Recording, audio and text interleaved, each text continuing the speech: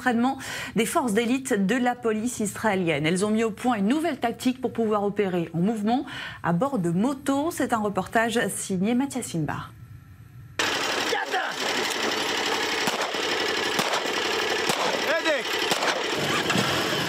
Ces hommes font partie de plusieurs forces d'élite de la police et des gardes frontières israéliens.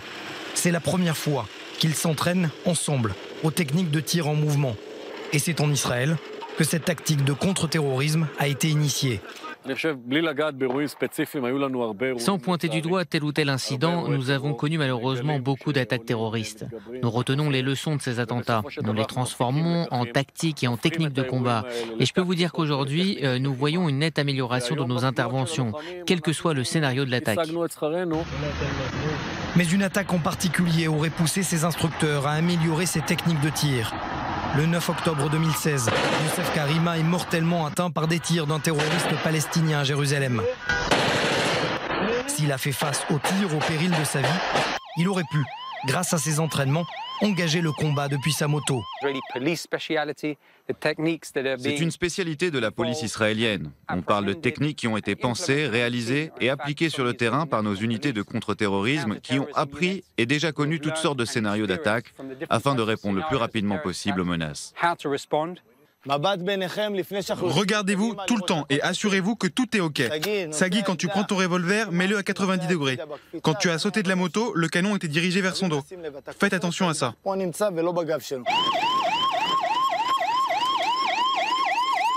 Le secret d'une mission réussie pour ces policiers, s'entraîner à tous les scénarios, dans toutes les situations, pour ne jamais être surpris.